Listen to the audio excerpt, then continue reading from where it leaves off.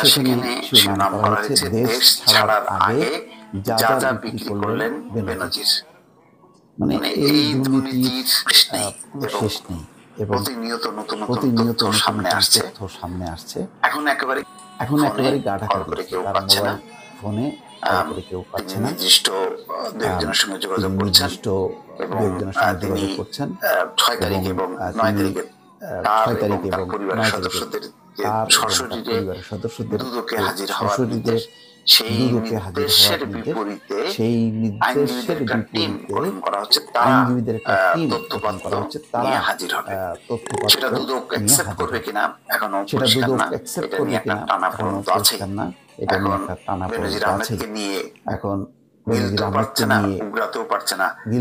সরকার এমন একটা ধারণা অনেকের মধ্যে জন্ম নিয়েছে। যাই হোক, এখন